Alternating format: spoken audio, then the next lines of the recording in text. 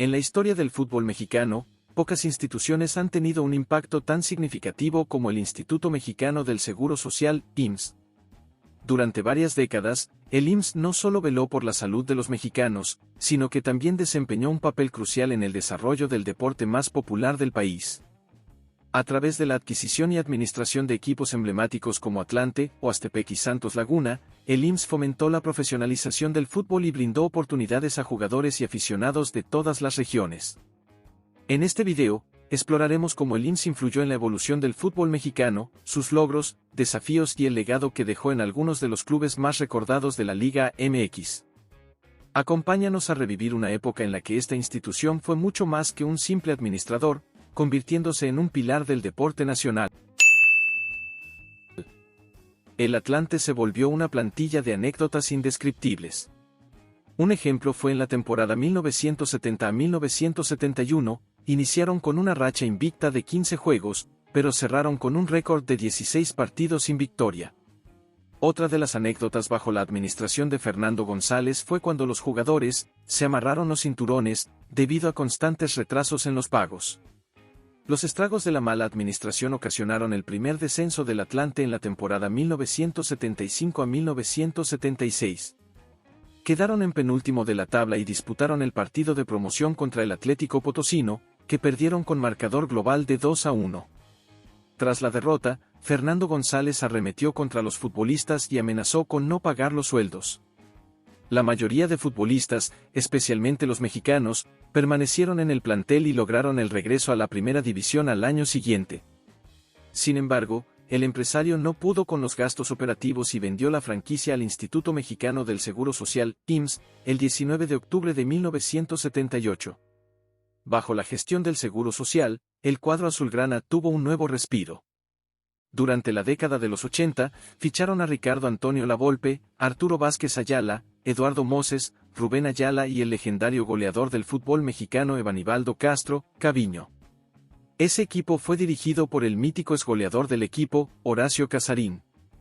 Ese conjunto de leyendas llevó al Atlante a disputar el título de la temporada 1981 a 1982, que dramáticamente perdieron en penales ante Tigres de la UANL en el Estadio Azteca.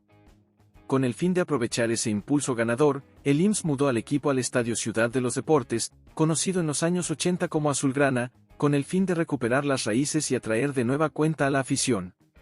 Luego de 30 años de sequía, el Atlante volvió a levantar un título al conseguir la Copa de Campeones de la CONCACAF en 1983.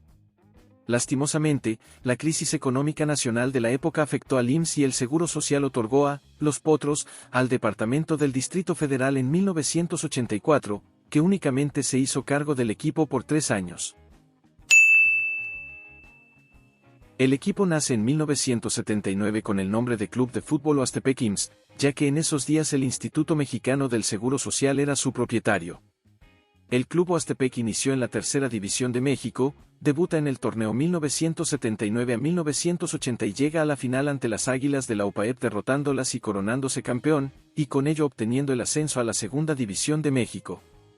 Jugó 2 años en la Segunda División de México, en la temporada 1980 a 1981 no pasa mucho con el equipo. Para su segunda temporada, la 1981 a 1982, el equipo logró el campeonato y el ascenso a la Primera División de México al vencer en la final a los Coras de Tepic. En esa final se destacó un gol de media tijera del mediocampista Jorge Garrido Reyes Retana que dio inicio al pase a la división de ascenso. En ese entonces, Edelmiro Arnauda era el técnico del equipo. El primer juego en la Primera División de México fue en la temporada 1982 a 1983, el 3 de septiembre de 1982 en el Estadio Azteca ante el América, con marcador adverso de 2-0. En este año Ricardo Lavolpe era el portero del equipo y al finalizar la temporada se retira. El Club Oastepec termina en cuarto lugar del Grupo 3 con 32 puntos en 38 partidos. En la temporada 1983 a 1984, Ricardo Lavolpe continuó en el equipo pero como entrenador. Finalizó con 33 puntos en 38 partidos, terminando cuarto del Grupo 4.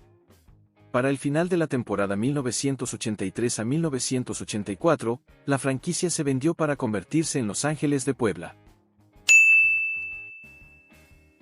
fue en el año de 1982 cuando el equipo de Segunda División, Tuberos de Veracruz, dejaron de existir y la franquicia fue cedida al IMSS, institución que ya contaba con 6 equipos a su cargo, entre los que destacaban Atlante y Oastepec.